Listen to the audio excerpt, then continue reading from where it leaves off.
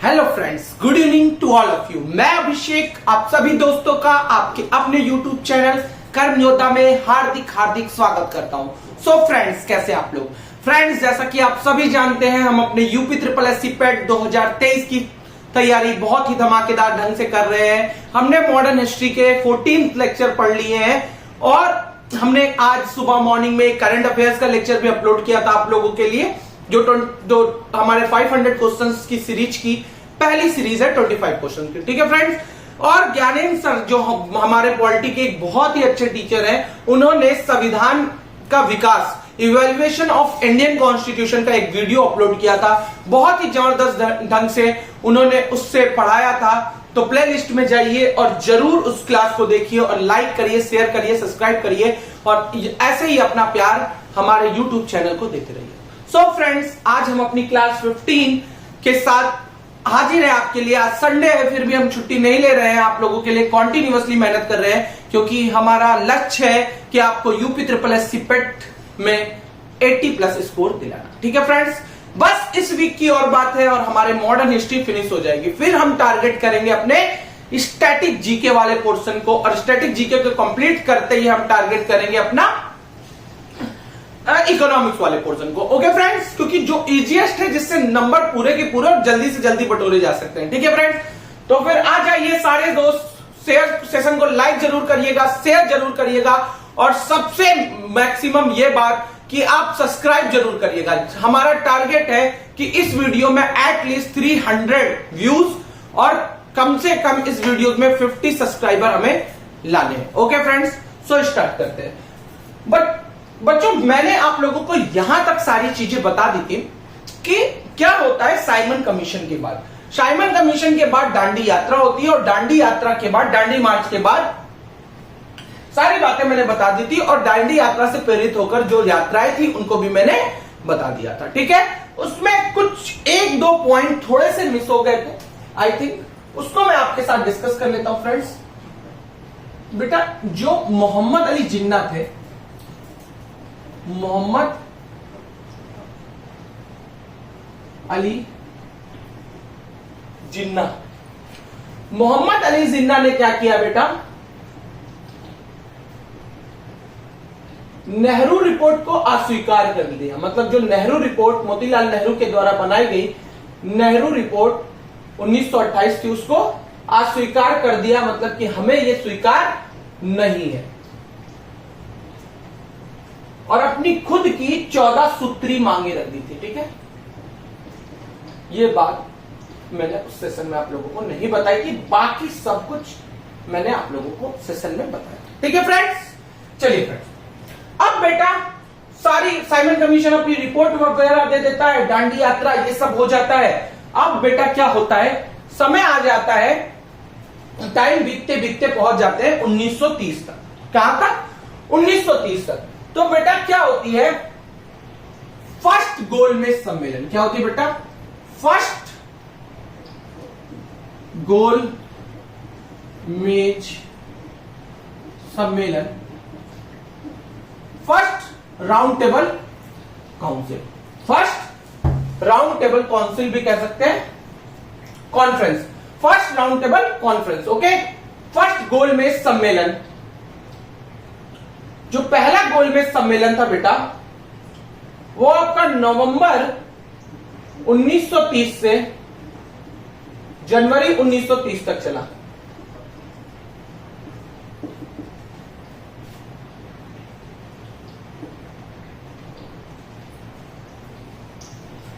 Simon commission की report पर चर्चा के लिए, क्या बेटा? Simon commission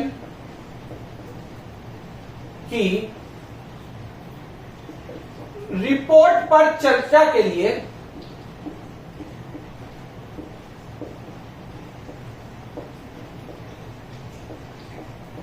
on the discussion of Simon commission the first round table conference will organize. Simon commission की रिपोर्ट पर चर्चा के लिए पहली गोलमेज सम्मेलन बुलाई गई।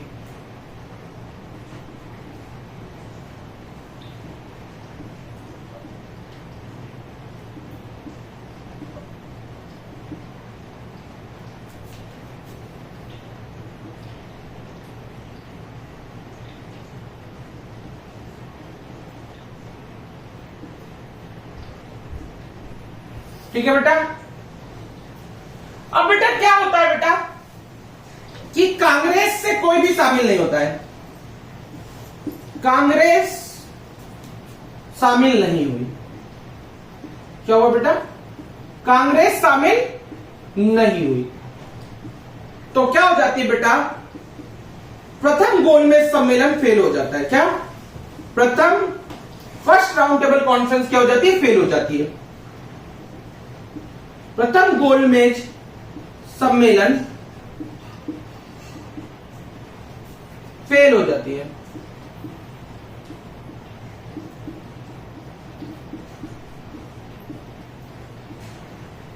ओके, ठीक है बेटा। अब प्रथम गोलमेज सम्मेलन जब फेल हो जाती है तो इरविन सोचता है कहीं ना कहीं अब मुझे गांधी जी से बात करनी ही पड़ेगी। अगर मैं गांधी जी से बात नहीं करता हूं तो ऐसे ही गोलमेज सम्मेलन कभी भी सक्सेस नहीं हो पाएगी। यहां तक की बातें आई थिंक आप लोगों को क्लियर है, समझ में आ रही होंगी फ्रेंड्स। चीजें आप लोगों को अच्छे से दिख रही हैं। मैं एक बार चेक कर लेता हूं। ठीक है, बिल्कुल सही है, एकदम क्लियर। ठीक है, यहां तक कोई दिक्कत वाली बात नहीं है। ठीक है, तो क्या होता है बेटा? 5 मार्च 1931 को क्या होता है बेटा? 5 मार्च 1931 को गांधी इरविन समझौता होता है। क्या?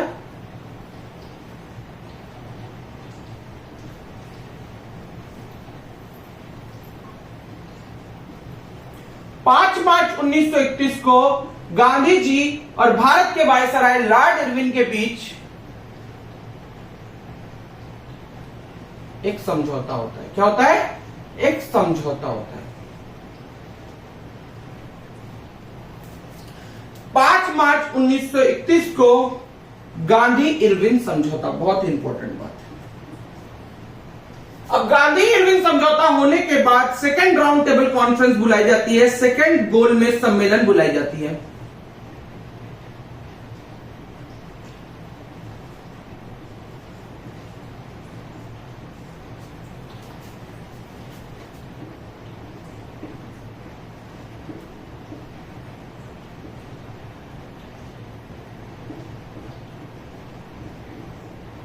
सेकेंड गोलमेज सम्मेलन, और ये कब से बेटा? 7 सितंबर 1931 से 1 दिसंबर 1931 तक चलती है। ठीक है, ठीक।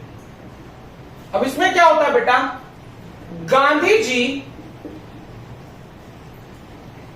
जी कांग्रेस के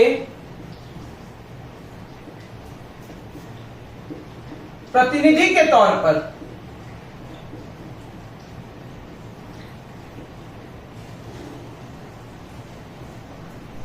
पर एसएस राजपुताना जहाज से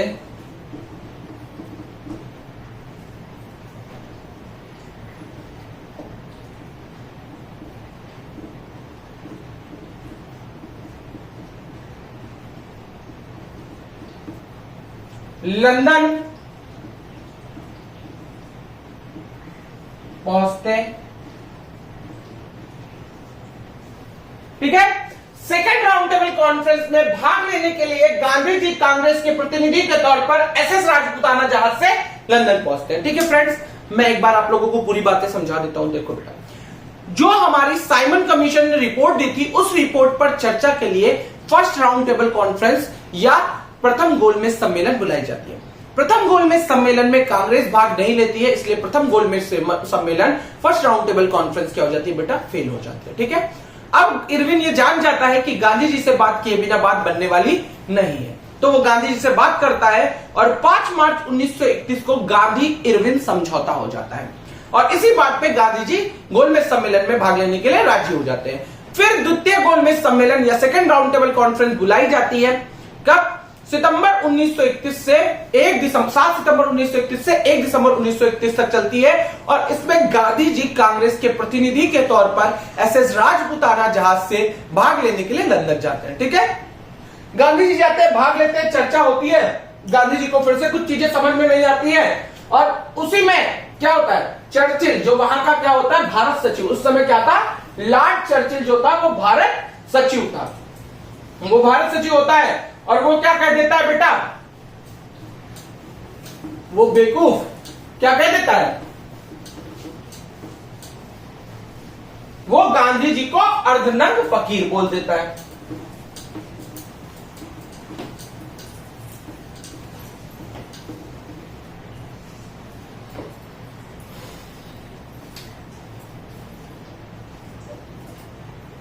चर्चिल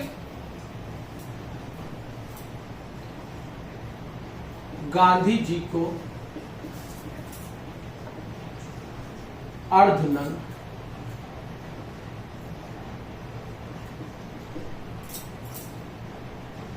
फकीर बोलता है। कुछ बात हुई थी जिसमें वो क्या कहता है गांधी जी से कि ये अर्धनग्न फकीर की तरह हमेशा बहस करने के लिए, मांगने के लिए चला आता है। ठीक है, यहां तक की बातें आप लोगों को समझ में आ रही होंगी बच्चों, यहां तक आप लोगों को कोई भी दिक्कत वाली बात, ठीक है। इसी बीच में बेटा क्या होती है,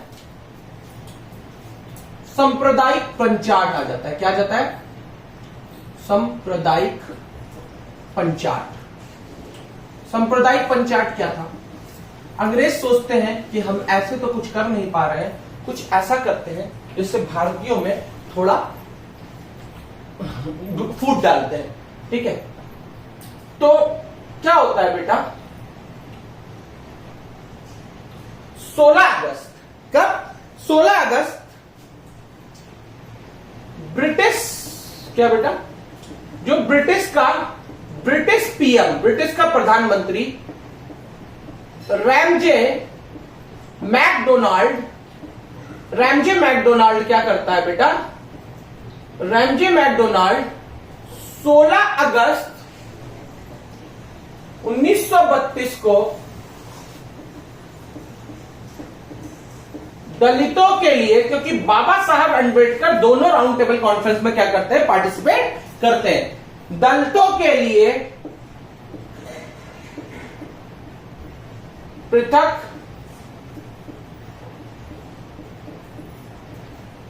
निर्वाचन की घोषणा करता है। क्या करता है, दलितों के लिए पृथक निर्वाचन की घोषणा कर देता है। कौन बेटा, जो वहां का ब्रिटिश पीएम होता है। ठीक है बेटा, इसी बीच में बेटा जब गांधी जी वहां से वापस आते हैं सेकेंड राउंड टेबल कॉन्फ्रेंस के बाद, तो उन्हें गिरफ्तार कर लिया जाता है। तो बेटा वो क्या करते हैं, 20 सितंबर 1932 से आमरण अनशन शुरू कर देते हैं। गांधी जी क्या शुरू कर देते हैं बेटा, गांधी जी द्वारा आमरण अनशन की शुरुआत पुणे की यरवदा जेल में। कहां पे बेटा, पुणे की यरवदा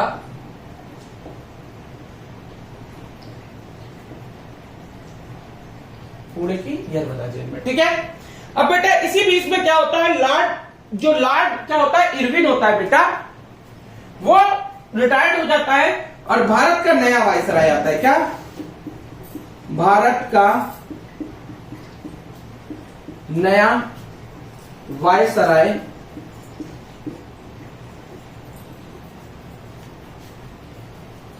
लॉर्ड विलिंगडन। कौन बेटा, लॉर्ड विलिंगडन 1931 से 1936 तक के लिए भारत आता है।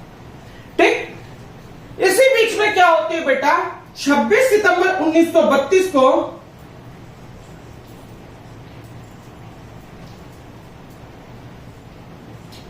बाबा साहब और गांधी जी की मुलाकात होती है पुणे की यरवदा जेल में, और 26 सितंबर 1932 को गांधी जी और बाबा साहब के बीच समझौता।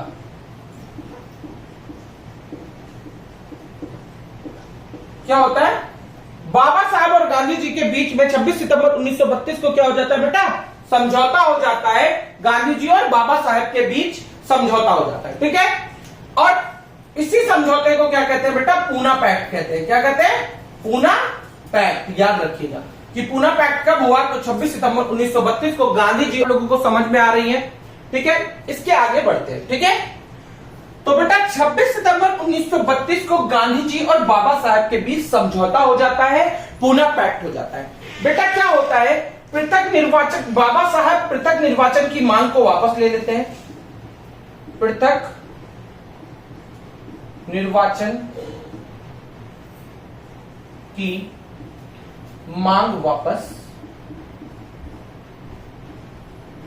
पृथक निर्वाचन की मांग क्या हो जाती है बेटा? बाबा साहब वापस ले लेते हैं। राज्यों में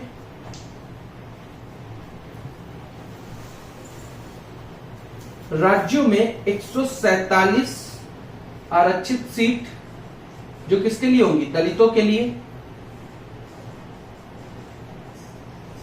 और केंद्र में 18% का आरक्षण किसके लिए? दलितों के लिए। ये गांधी जी और उनके बीच में बात होती है, ठीक है बेटा। चलो देखते हैं। गांधी जी जैसे ही क्या करते हैं बेटा? सेकंड गोलमेज सम्मेलन में भाग लेते हैं, सेकंड राउंड टेबल कॉन्फ्रेंस में भाग लेते हैं।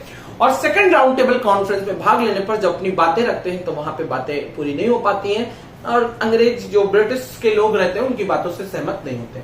चर्चिल इसी से गुस्सा हो जाता है और गांधी जी को बोलता है ये अर्धनग्न फकीर है। गांधी जी को चर्चिल अर्धनग्न फकीर कहता है। गांधी जी वहां से आते हैं और गांधी जी को गिरफ्तार कर लिया जाता है, ठीक है। इसी बीच में एक सांप्रदायिक पंचायत आता है, मतलब जो ब्रिटिश प्रधानमंत्री रैमजे मैकडोनाल्ड रहते हैं वो क्या करते हैं बेटा? 16 अगस्त 1932 को क्या करते हैं? दलितों के लिए पृथक निर्वाचन की घोषणा कर देते हैं, ठीक है। अब 20 सितंबर 1932 से गांधी जी के द्वारा क्या हो जाता है बेटा? आमरण अनशन शुरू हो जाता है पुणे की यरवदा जेल में, ठीक है बेटा। इसी के बाद 26 सितंबर 1932 को पुणे की यरवदा जेल में ही क्या होता है? बाबा साहब अंबेडकर जी और गांधी जी की मुलाकात होती है और इन दोनों के बीच एक समझौता हो जाता है जिसे पूना पैक्ट का नाम दिया जाता है, ठीक है बेटा। अब पूना पैक्ट में था क्या बेटा? तो पूना पैक्ट में था कि बाबा साहब अंबेडकर जी कहते हैं कि हम अपने पृथक निर्वाचन की मांग वापस ले लेंगे, ठीक है। और लेकिन आपको भी कुछ करना होगा, आपको राज्यों में दलितों के लिए 147 सीट आरक्षित कर दीजिए और बेटा और केंद्र में 18% का आरक्षण दलितों को दीजिए। तो इस बात पे दोनों के बीच में एक समझौता हो जाता है, ठीक है। यहां तक की बातें फ्रेंड्स आपको समझ में आ रही होंगी। अब हम इसके आगे बढ़ते हैं, ठीक है।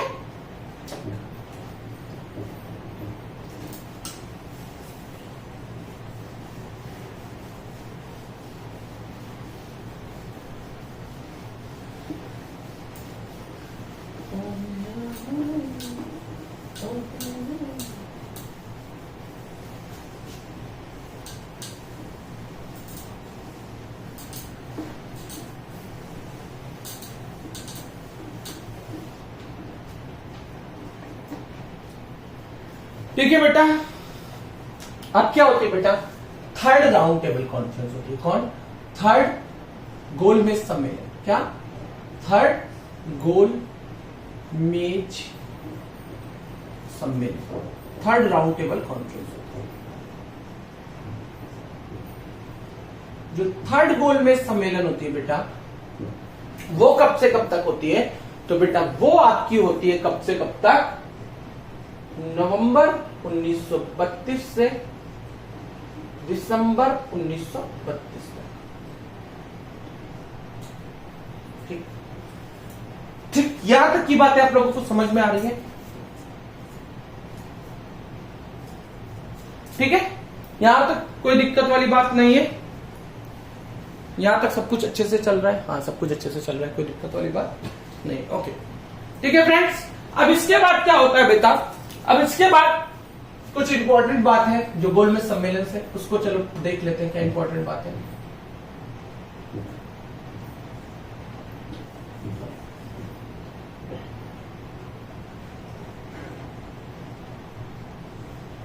ठीक, क्या छोड़िए, इसको हटाते हैं, स्टार बनाते हैं, स्टार। ये इंपॉर्टेंट बात है क्या, बाबा साहब तीनों गोलमेज सम्मेलनों में शामिल हुए। क्या, तीनों गोल मेज सम्मेलन में शामिल हुए। जो बाबा साहब अम्बेडकर जी थे बेटा, वो तीनों गोलमेज सम्मेलन में शामिल हुए। ओके, बात समझ में आ रही है। एक ऐसे व्यक्ति जो तीनों गोलमेज सम्मेलन में शामिल होते हैं वो थे बाबा साहब। अब बेटा क्या होता है बेटा, किस पर, गोलमेज सम्मेलन पर रिपोर्ट के लिए, गोल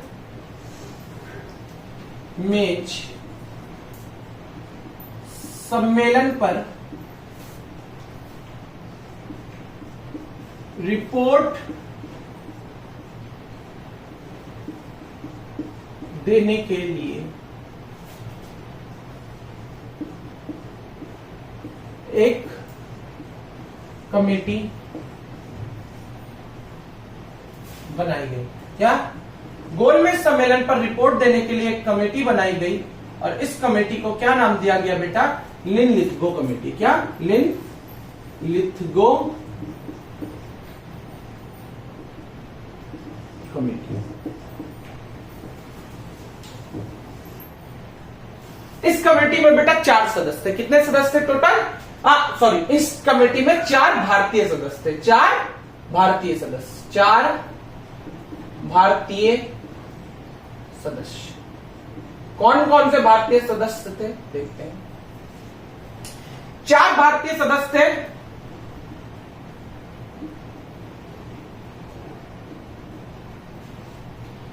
चार भारतीय सदस्य कौन कौन से थे, तो बेटा पहला था तेज बहादुर सप्रू। तेज बहादुर सप्रू, ठीक, तेज बहादुर सप्रू, एम.आर. जयकर,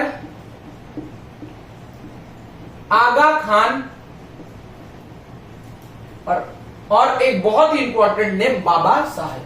कौन, बाबा साहेब, क्योंकि डॉक्टर भीमराव अम्बेडकर तीनों गोलमेज सम्मेलन पे, तीनों राउंड टेबल कॉन्फ्रेंस में क्या होते हैं, शामिल होते हैं। ओके, और यही कमेटी क्या लाती है, इसी पर रिपोर्ट लाती है और इस रिपोर्ट को क्या कहते हैं बेटा, श्वेत पत्र कहते हैं। क्या कहते हैं, श्वेत पत्र। क्या कहते हैं, श्वेत पत्र। क्या, श्वेत पत्र, या इसी को कहते हैं बेटा भारत सरकार अधिनियम 1935।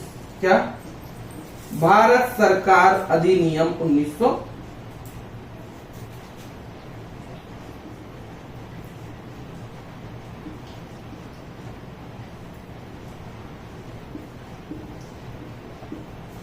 क्या क्या बातें करी जाती है भारत सरकार अधिनियम 1935 में, देखते हैं। चलिए फ्रेंड्स, आ जाते हैं।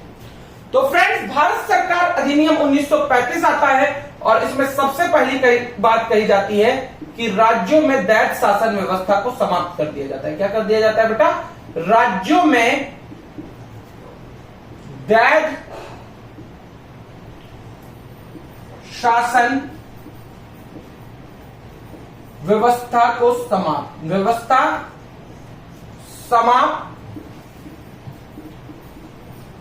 केंद्र में लागू। क्या,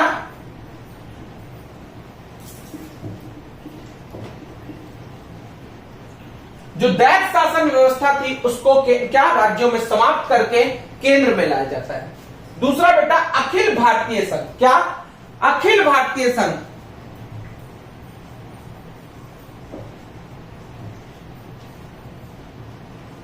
अखिल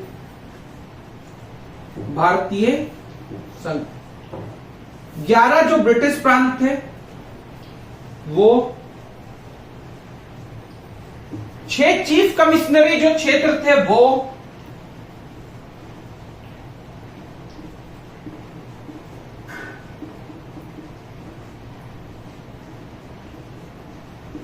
और रजवाड़ी रियासतें, और जो अभी रियासतें राजाओं के पास थी वो भी रजवाड़ी रियासतें, इस सब को एक अखिल भारतीय संघ में शामिल कर लिया जाता है। ठीक है बेटा, लेकिन बेटा ये कभी अस्तित्व में आया ही नहीं, ये कभी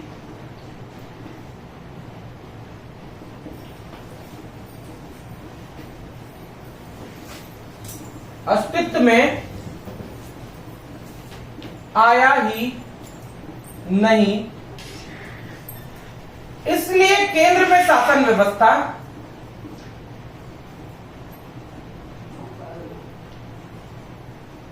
केंद्र में शासन व्यवस्था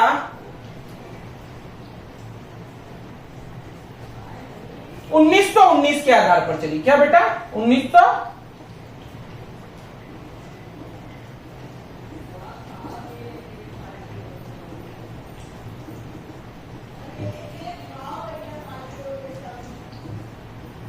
ठीक है बेटा, यहां तक की बातें आप लोगों को समझ में आनी चाहिए जहां तक मैंने आप लोगों को समझा दिया। ठीक है बेटा, ठीक है, यहां तक के आप लोग एक बार स्क्रीनशॉट ले लीजिए जल्दी से। ठीक है बेटा, यहां तक आप लोगों को समझ में आ रहा है? इरेज कर देता हूं इसको।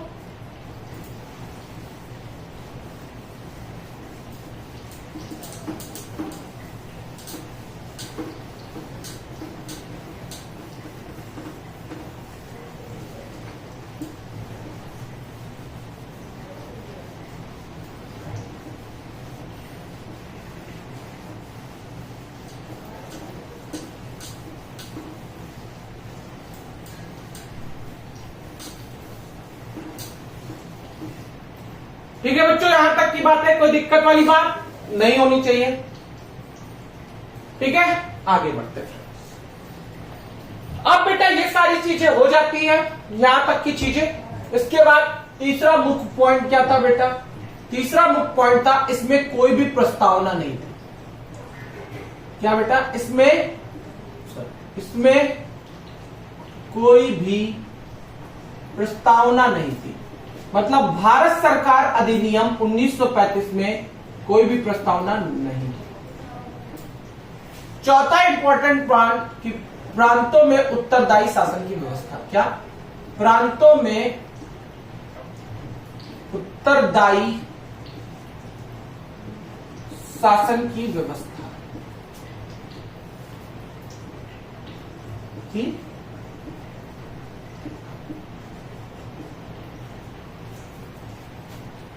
उसके बाद बेटा नेक्स्ट पॉइंट क्या हो जाता है बेटा? नेक्स्ट पॉइंट हो जाता है कि राज्यों में राज्यपाल का पद लाया गया।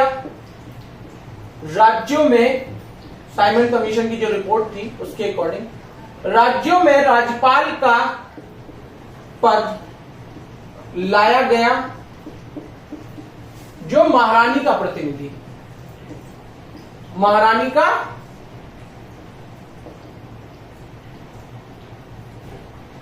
प्रतिनिधि। ओके बेटा, सिक्स पॉइंट इसका क्या था कि शक्तियों का बंटवारा।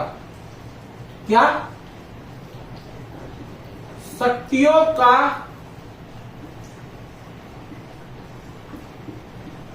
बंटवारा। शक्तियों का बंटवारा मतलब कि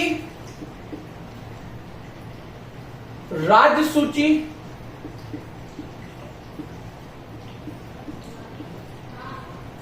समवर्ती सूची,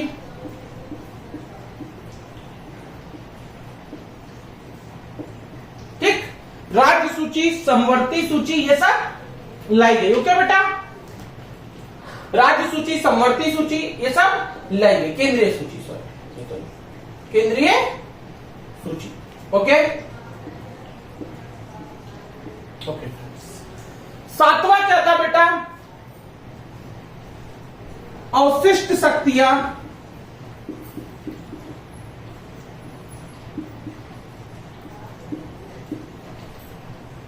वायसराय के पास,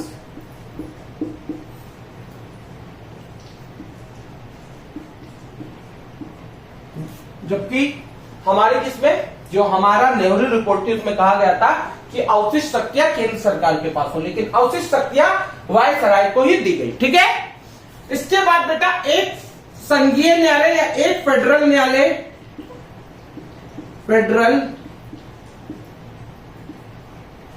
न्यायालय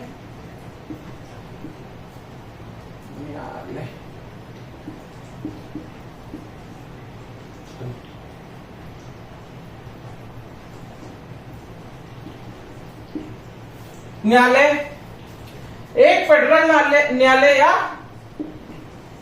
संघीय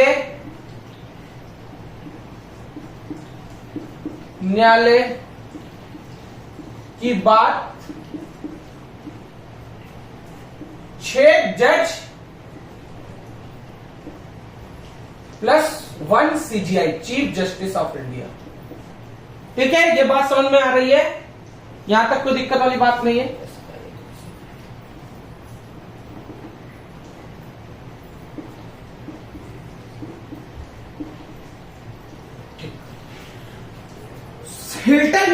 हिल्टन यंग की सिफारिश पर, किसके बेटा, हिल्टन यंग की सिफारिश पर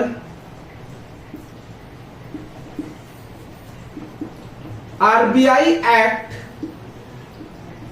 1934, आरबीआई एक्ट 1934 आता है, वर्मा को भारत से अलग कर दिया गया।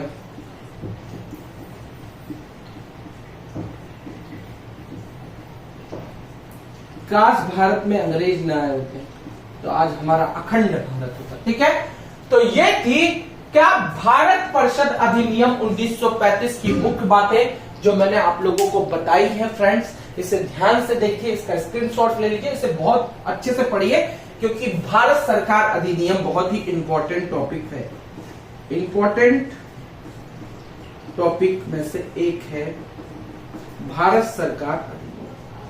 इसके बाद बेटा क्या होता है, केंद्र में चुनाव होते हैं और सरकारें बनती हैं। कांग्रेस की 8 सीटों पर विजय होती है 11 में से। ठीक है, वो सारी बातें हम नेक्स्ट क्लास में करेंगे। आज के लिए फ्रेंड्स इतना ही रखेंगे। ठीक है बच्चों, ठीक है, एक बार मैं आपको फिर से बता देता हूं भारत सरकार अधिनियम 1935 के बारे में। बेटा, गोलमेज सम्मेलन पर रिपोर्ट देने हेतु निर्लिद्गो कमेटी बनाई जाती है, जिसमें 4 भारतीय होते हैं, तेज बहादुर सप्रू जी, MR जैकर जी, आगा खान और बाबा साहेब। ठीक है, अब इसके बाद क्या होती है, एक निर्लिद्गो कमेटी बनाई जाती है और निर्लिद्गो कमेटी श्वेत पत्र या भारत सरकार अधिनियम के रूप में रिपोर्ट देती है। तो भारत सरकार अधिनियम 1935 क्या कहता है, सबसे पहला कि राज्यों में दैत्य शासन व्यवस्था को समाप्त कर दिया जाता है। अब केंद्र में यह दैत्य शासन व्यवस्था लागू होगी। ठीक है फ्रेंड्स, और दूसरा अखिल भारतीय संघ होगा, मतलब 11 जो ब्रिटिश प्रांत है, 6 चीफ कमिश्नरी क्षेत्र हैं और रजवाड़ी रियासत, सबको एक में मिला दिया जाएगा। यह कभी अस्तित्व में आया ही नहीं, इसलिए केंद्र में जो शासन व्यवस्था थी वो भारत सरकार अधिनियम 1919 के आधार पर चली। ठीक है, यह जो भारत सरकार अधिनियम 1935 था, इसमें कोई भी प्रस्तावना नहीं थी बच्चों। प्रांतों में उत्तरदायी शासन की व्यवस्था की जाती है। ठीक है, 5वां बेटा, राज्यों में राज्यपाल का पद लाया गया जो महारानी का प्रतिनिधि होता था। ठीक है, उसके बाद छठा क्या था बेटा, छठा था शक्तियों का बंटवारा कर दिया गया, केंद्रीय सूची, समवर्ती सूची और राज्य सूची बनाई गई। ठीक है, अलग अलग कर दिया गया। उसके बाद अवशिष्ट शक्तियां बेटा किसको दी गई, वायसराय को ही दी गई। 8वां बेटा क्या था, 8वीं बात थी कि हिल्टन यंग की सिफारिश पर आरबीआई एक्ट 1934 लाया गया। और 9वीं बात थी वर्मा को भारत से अलग कर दिया गया। और एक और बात जो थी बेटा वो ये थी कि एक फेडरल न्यायालय, एक संघीय न्यायालय की बात की गई, जिसमें 6 जज और 1 सीजीआई। तो ये 1935 भारत सरकार अधिनियम 1935 में ये मुख्य बातें कही गई, जिसे आपको याद रखना है, क्योंकि एग्जाम के प्रोस्पेक्टिव से बहुत ही इंपॉर्टेंट टॉपिक बन जाता है बच्चों। ठीक है, तो ठीक है बच्चों, आज के लिए इतना ही रखते हैं। तब तक के लिए देखते रहिए हमारे YouTube चैनल कर्म योद्धा को। आपको फिर से एक मोटिवेशनल लाइन के साथ छोड़ते हुए जा रहा हूं। If you want to shine like a sun, firstly burn like a sun. अगर आप सूरज की तरह चमकना चाहते हैं तो पहले सूरज की तरह खुद को जलाइए, मेहनत करिए और एग्जाम को निकालिए और अपने माँ बाप के सपने को साकार करिए। बेटा बच्चों, आपसे बस यही गुजारिश है कि इस वीडियो का टारगेट हम 500 व्यूज का रखते हैं और एटलीस्ट 50 प्लस सब्सक्राइबर्स का रखते हैं। ठीक है फ्रेंड्स, लाइक करिए, शेयर करिए, सब्सक्राइब करिए और हमारे बेल आइकन को दबाकर ऑल नोटिफिकेशन का प्रेस जरूर करिए। और सारी क्लासेस जो पिछली हो चुकी है प्लेलिस्ट में जाके विजिट कीजिए और सारी क्लासों को देख लीजिए, फिर आपको समझ में आएगा जो भारत का इतिहास है, जो भारत का आधुनिक इतिहास है, वो आपको अच्छे से समझ में आएगा, एक कॉन्सेप्ट आपके माइंड में बिल्ड होगा। ठीक है फ्रेंड्स, तब तक के लिए अपना ख्याल रखिए, देश से प्रेम करिए। जय हिंद, जय भारत और देखते रहिए हमारे YouTube चैनल को। Thanks, have a nice day.